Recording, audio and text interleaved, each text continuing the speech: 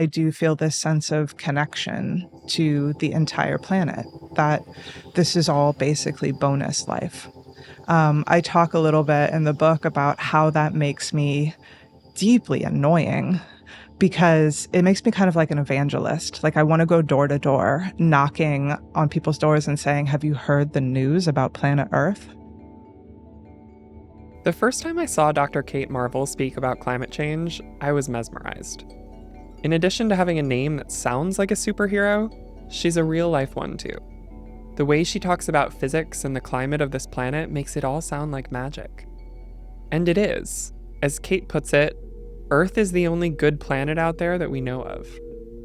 And that's part of why it's so distressing that it's changing. To address that, Kate wrote a book called Human Nature that looks at climate change through the lens of 9 different emotions: wonder, anger, grief, guilt, surprise, pride, love, and hope. I don't necessarily have hope because I don't necessarily need it. Saying, do you hope we can fix this is kind of like saying, like, do you hope you can clean your bathroom, right? Like, just clean your bathroom. You know what to do. I'm Willow Defebaugh, and this is The Nature of. Each week, we'll look to the natural world for insights into how to navigate the experience of being human. This week, we're looking at the nature of our changing climate and how we feel about it. Many of us struggle to talk about climate change. It's overwhelming and emotional. This conversation is going to give you the tools to talk about it with confidence and data from a NASA climate scientist. And she's also a human being who's navigating her own feelings about climate change. Kate, you wrote a book exploring climate change through the lens of 9 different emotions, and I basically devoured it all in one sitting. It was the book I did not know that I needed, and I desperately did. So as we start off, we are going to kind of go on a little journey through those 9 emotions, but I'm curious to begin, what made you decide on this approach? I was really struggling for a while because I knew that I wanted to write a book about climate change, but I just kind of couldn't find the angle because I would write something and I'd be like, well, that's too sad. And I don't just feel sad. And I would write something and be like, oh, this is way too mad. And, I think it is totally appropriate to be mad, but it's not the only thing that I felt. And then after, I'm not going to lie, 4 years of trying, I kind of hit upon this idea like, oh, I'm just going to write about all of them. Every single emotion that I can think of right now. All of the feels. All of the feels. And it's noteworthy because you are a climate scientist, and the sciences often, discourage a more feely approach. I'm wondering if you can speak to if there were any internal struggles related to that. You mentioned in the book a certain conflict of interest. Totally. Yeah. I mean, I kind of realized that, look, I study the Earth and everybody and everything that I love lives here. And that means that, yeah, I have a conflict of interest and I feel things about it. And I kind of realized, it was scary for me for a while thinking, oh, can I come out as a human being, right? Can I say I am a scientist, but I'm also a full human with feelings about the thing that I study? Does that reduce my credibility? Because aren't we all supposed to be these objective science robots? And I don't want to live in a system that incentivizes people to lie about being humans, to lie about having emotions, because I think that's what we are when we pretend that we don't have feelings. That doesn't make us credible, objective scientists. That makes us liars. Makes you more untrustworthy. Yeah, I don't want to be a liar. And, the idea that scientists can be objective, the idea that any of us can be objective and unfeeling when what we're talking about here is the future of this planet, of people that we love, of future generations. It's just...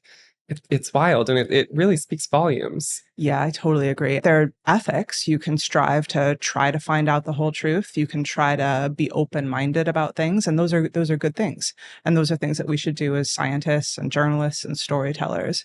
But fundamentally, it's just not possible to pretend that you don't have emotions. It was a big part of our journey with Atmos too. In the beginning, when we were publishing stories about the climate crisis that were, fairly emotional, I had similar questions in my mind of are we breaking the ultimate journalistic taboo here? Mm-hmm. And if we want to really reach people on the subject of climate change, we have to speak to our humanity, and we have to feel it. Yeah, I totally agree. So the first emotion that you explore in the book is wonder, which is one of my all-time favorites.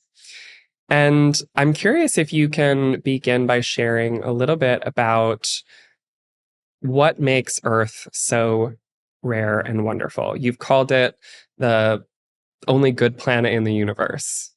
So what exactly is it that makes Earth so wonderful? So I trained as an astrophysicist, so you can believe me when I say that every other planet is just garbage.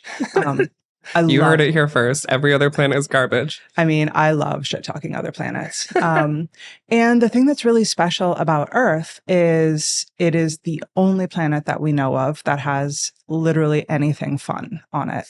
All the other planets are, at least in the solar system, are like rocks or suffocated by a really thick atmosphere, or just literally gas where you would sink and you would get crushed. There's no planets that are any good, that are within, basically the ability of a human to get there within our lifetimes.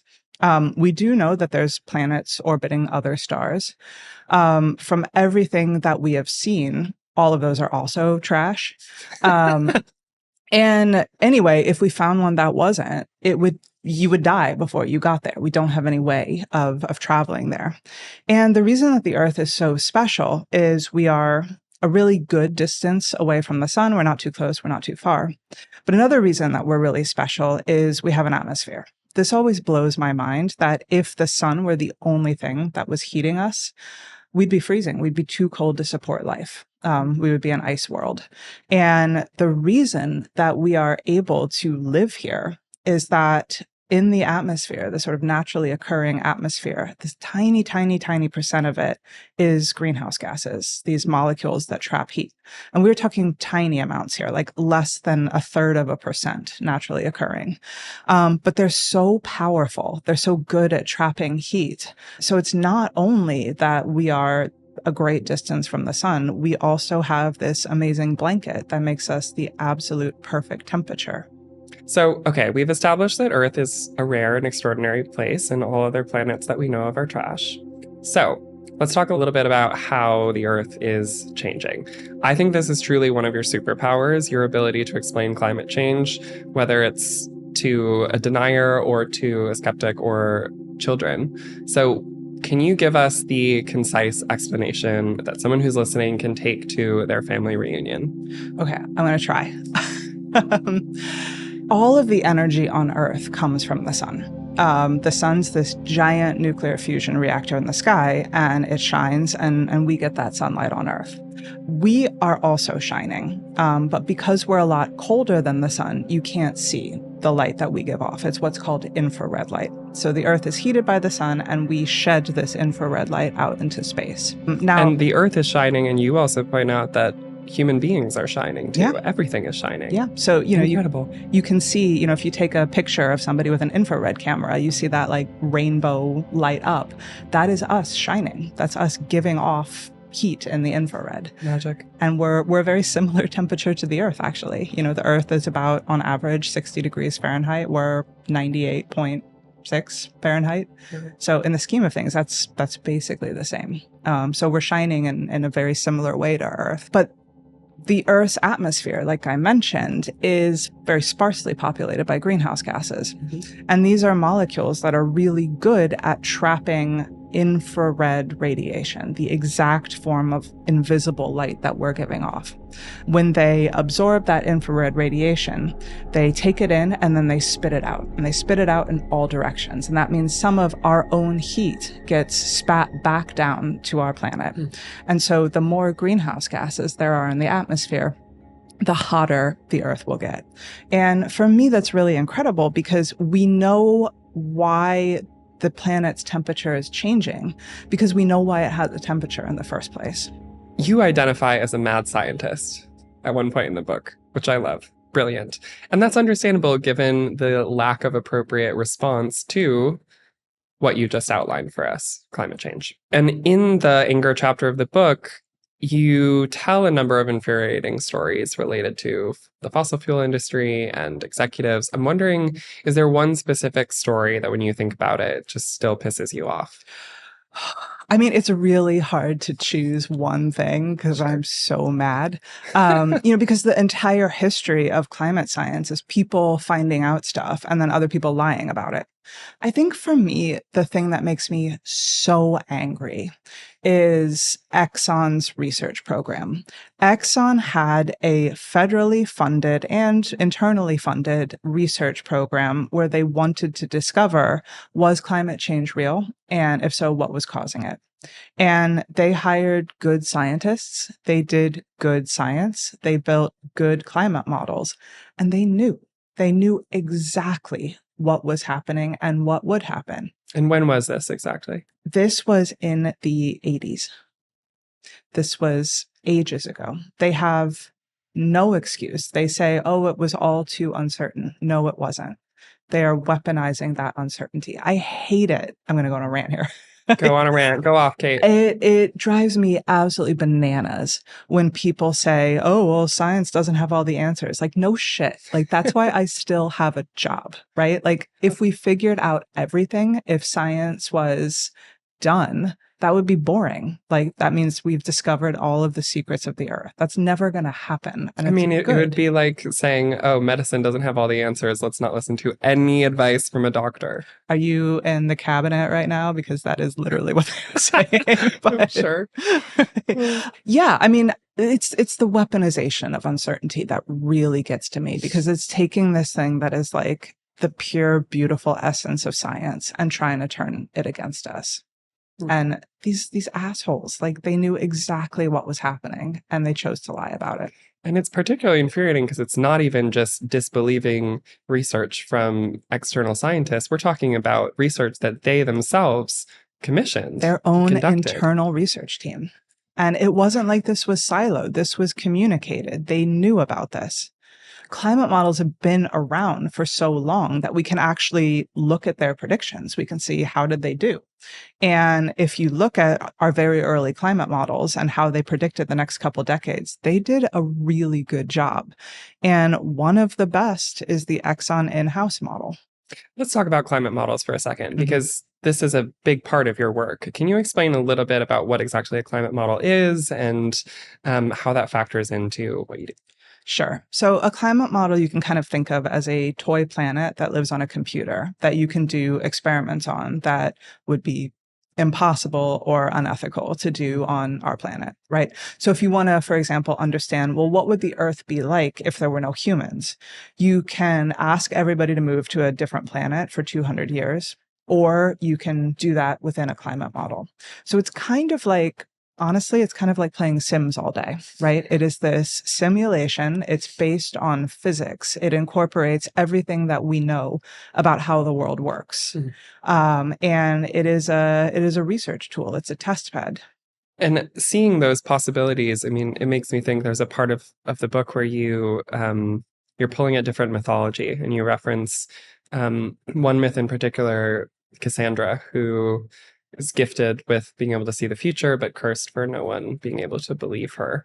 And you liken being a climate scientist a bit to this. I would imagine that's pretty infuriating. Yeah. I mean, people compare us to Cassandra all the time. I try to make the point in the first chapter that it was, even though she had it real rough and nobody believed her, and that sucks, it was still so special to be the only one who knows how the world works. But yeah, it is extremely infuriating that climate scientists have been warning for decades. Like the greenhouse effect, we have known that since the 1800s. We have known that climate change was a problem and was caused by humans for decades. None of this is new science. So you point out how some of the early witch hunts in Europe were actually driven by trying to find an explanation for this little ice age, for why the climate was changed, right? Longer winter, colder winters, shorter summer. I had no idea. Isn't that wild? They believe that witches actually were controlling the weather. Yeah. So if you look at, the history of witchcraft, a lot of people think witch hunting is medieval Europe, and it wasn't. It was kind of early modern Europe. It was the 1500s, 1600s, 1700s.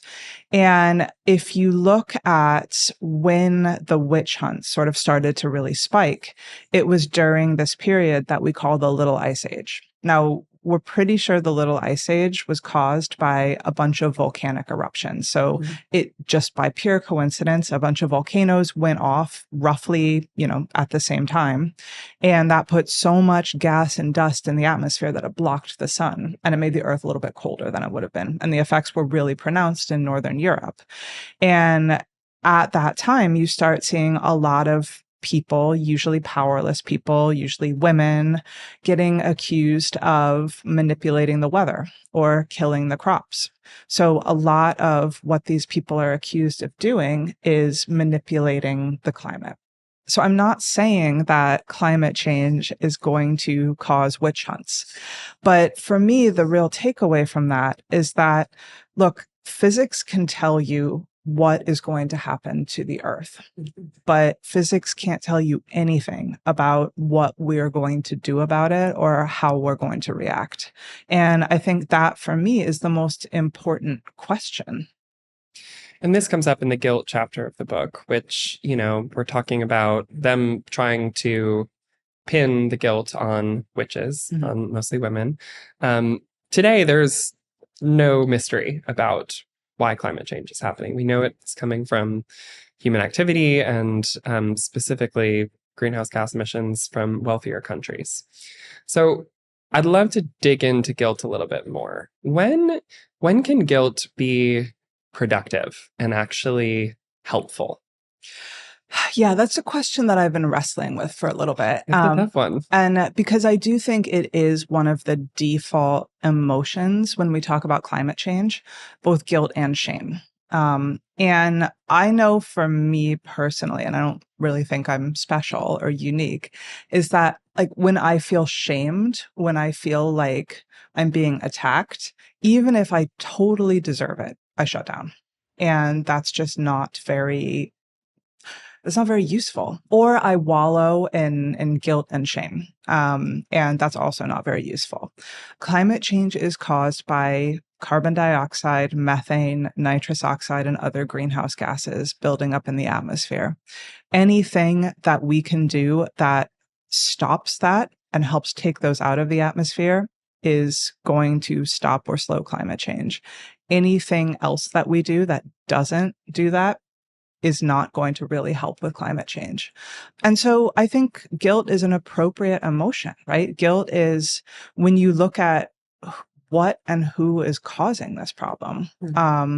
And if you look at the real inequities, the real disparities between the most developed countries and the least developed countries, both, it is very, very, very much the most developed countries' fault. And yet the impacts of climate change are being felt disproportionately by the least developed countries, who also have the least resources to adapt or to counter these terrible things happening. So, I think guilt's an appropriate response, but I don't feel like it's an ending point. Yeah. And I'm happy that you brought up guilt and shame, because something I often come back to, and I think I've probably referenced on this show before, is that Brene Brown, who maps emotions, she has defined guilt and shame as guilt is I have done something bad, and shame is I am bad. And she's found that it's very hard for people to change their behavior when they're in the place of shame, because that's I am bad. And that's a global statement. That's a really hard place to pull yourself out of, versus, hey, maybe I've done something bad. I can take accountability for that and I can change my actions. So it's kind of like, in my eyes, shame I don't see as being super productive. But if we can focus on guilt and specifically taking accountability, then I do agree it can be productive. Yeah, I think that's a really good way to put it. I get wary of guilt as the sole motivator, because then you get into these situations where it's a competition to lower your personal carbon footprint, Right. and you're not thinking systemically. Yeah. And obviously, it is both an individual problem and a systemic thing. There are things that we can do as individuals. There are ways that we can work to change the systems. But I do get very frustrated at this notion that the way to counteract climate change, the way to stop the planet warming up, is to be as sort of self-righteous as possible. Yeah.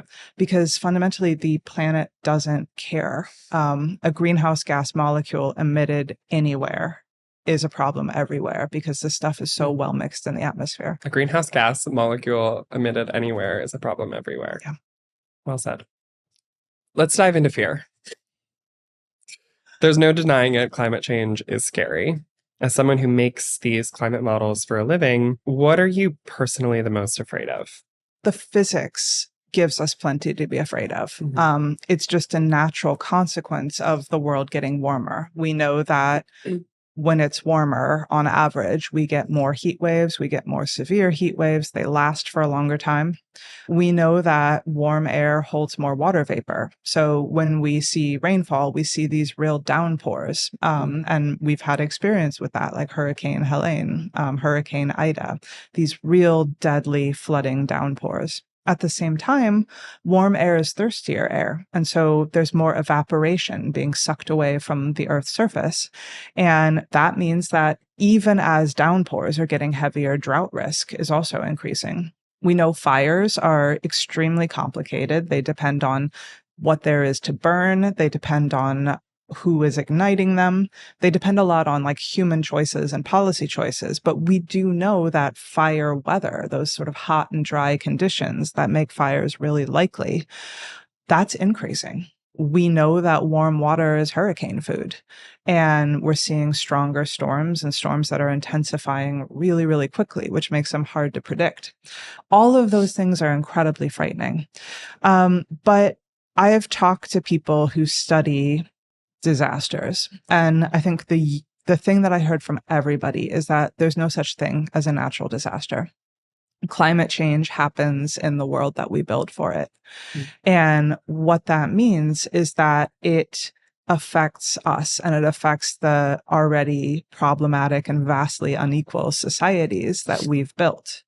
You know, there's this notion, people sometimes say, oh, we'll just adapt.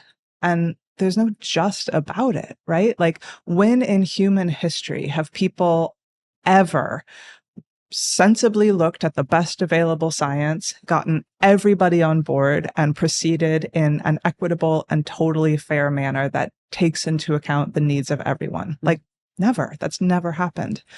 So the thing that worries me the most about climate change, the thing that I am the most scared of, is what it's going to make us do to each other. In my eyes, grief is one of the most challenging emotions to navigate when it comes to climate change, because there is grief for specific places, and you go into some of them in the book that are meaningful to you. But also there's this larger unnameable grief, right? For something that almost feels too vast for us to really be able to hold or feel. What wisdom do you have for people struggling with eco grief? I would tell everybody, don't listen to me. I am a physicist. I'm not a mental health professional. I don't know anything about how feelings work other than You just wrote them. a book about them. I mean, I have them, but you know, I can't tell anybody like this is what to do with your emotions. I do think it is important for me personally to note that grief is the flip side of joy. If you are not grieving something, if you are not sad about something in your life, then that's a really tragic life. We grieve because we love. We grieve the places that made us happy. We grieve the people who made us happy. And I think it's important to hold on to that, because that tells me, at least, that there's so much that's still left in the world to be fighting for and to be loving. I wanted to talk about grief in the context of what we call paleoclimate, which is climates of Earth past. We know that the planet has gone through so many different iterations in its history. I've got dinosaur obsessed kids, and so I read all of these books with dinosaurs and volcanoes in the background and palm trees everywhere. And that's what the Earth was like when the dinosaurs were around. It was a lot hotter and wetter. And then we know that the Earth went through a series of ice ages where it was much, much colder than it is now. And the reason that I think that really resonated for me in a grief context is that this notion that I'm sending my kids to go live on a totally foreign planet. The fact that their reality might be as different from the world that I was born in as that world is from the last ice age. And I think you're absolutely right about the magnitude and the scale of that grief. Like, how do you even fit all of that into a single human mind? I don't think you do. I don't think you can. I wanted to talk about there's a difference between grieving your grandmother who had a wonderful life and is passing away of old age surrounded by her family and losing a friend or losing a child. And that's what this feels like. It feels like a betrayal. It feels like this shouldn't be happening. This shouldn't have been taken away so soon. And as someone with kids, how do you talk about this with your children? We talk about the science. We lead with wonder because kids do have that sense of awe and wonder. I have a very practically minded 9-year-old and a 4-year-old who wants to be a velociraptor when he grows up. So we have different conversations with them. But my 9-year-old is obsessed with climate solutions. He's at that age where kids start to realize, like, oh my God, there's problems in the world and you have not fixed them. Like, what is the problem, grown-ups? Like, what are you even doing? Relatable. Yeah. So he's at that stage, but we talk about the things that we can do. He told me he wants to have a lemonade stand for the climate, which not sure, how effective that is as a climate solution, but hey, we need everybody. We need everybody. We need the lemonade on board. We talk a lot about climate change as a physical phenomenon, as something that just kind of falls out of the equations of the way the world is. But we also talk about it as this is not an inevitability. Like, that is the one thing that the science is so clear on, is that the future is really up to human beings.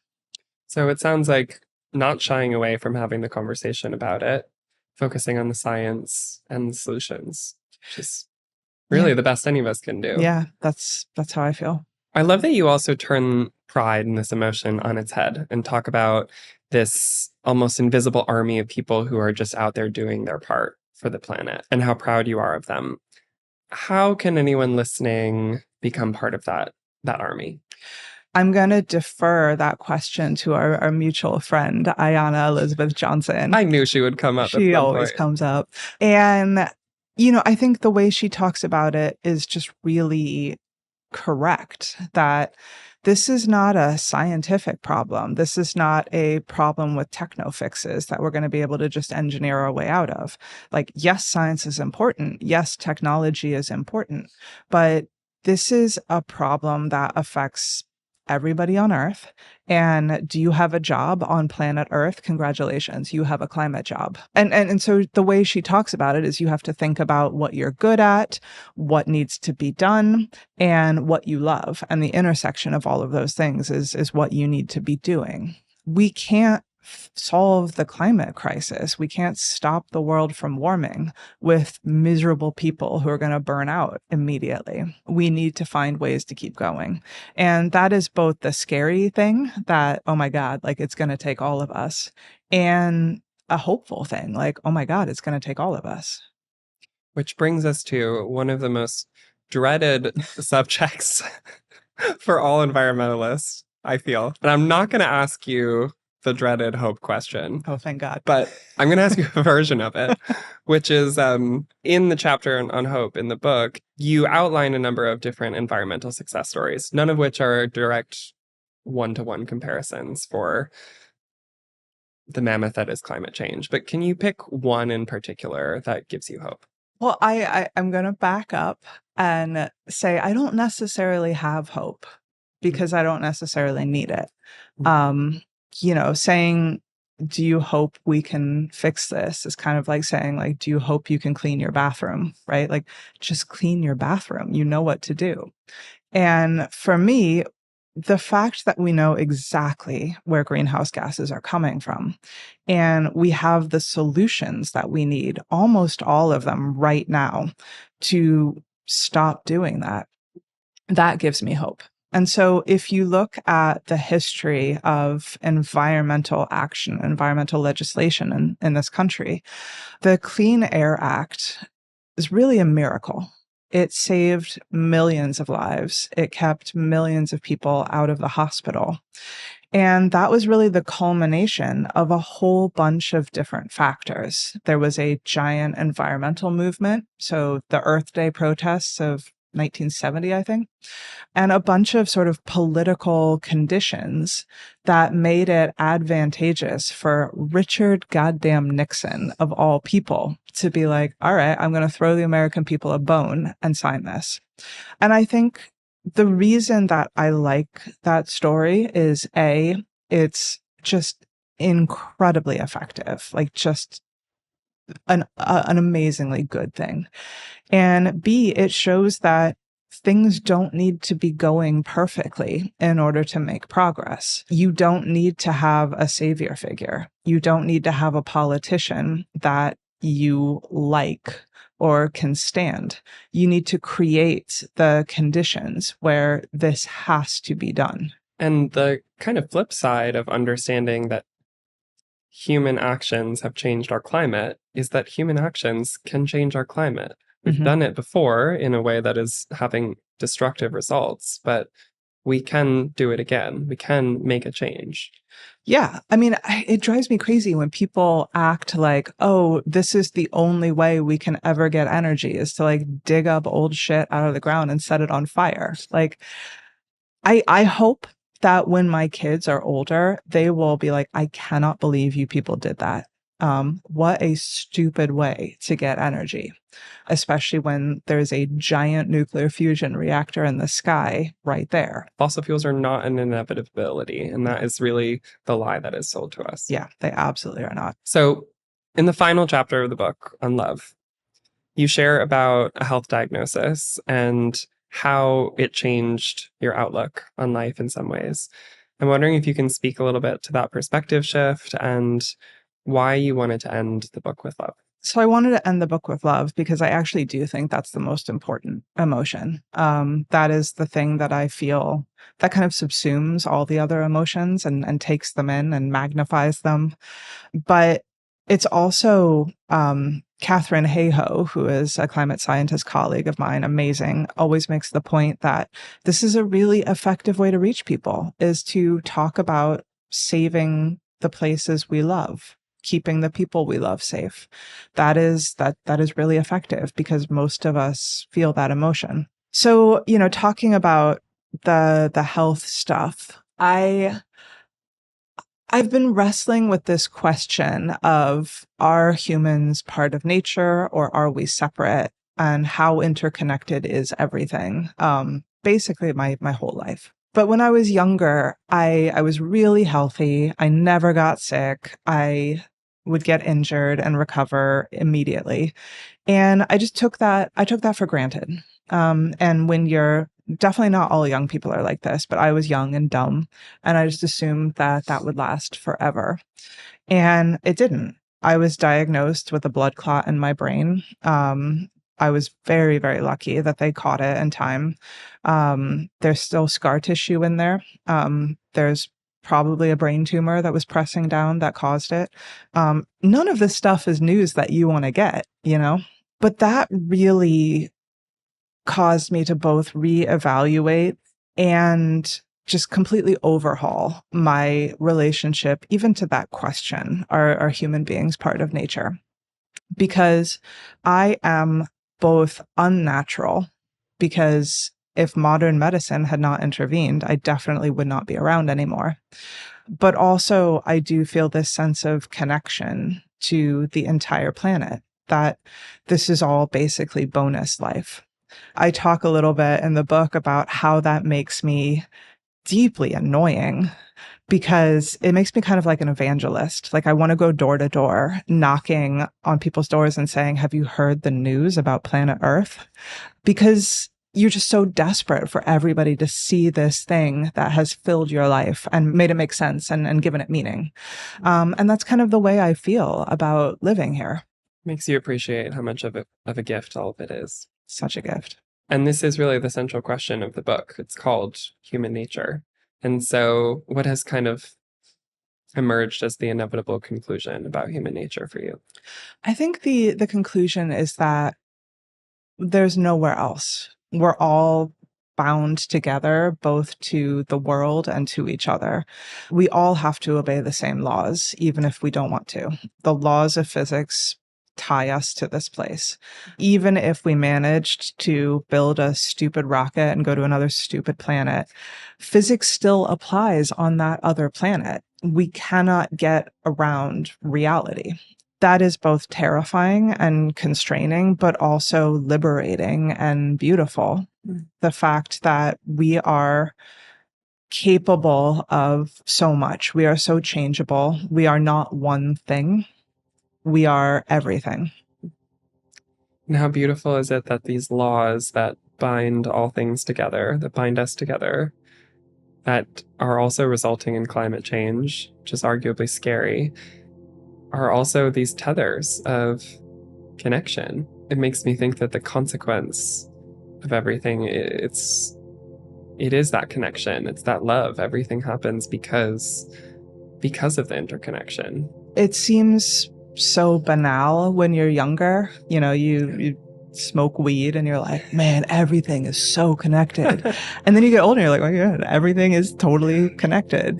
And it's just so beautiful to see it fall out of the science and to see how rich and beautiful, but also terrifying those things are, right? We talk a lot about ecosystems as models for how we should be or how we should operate.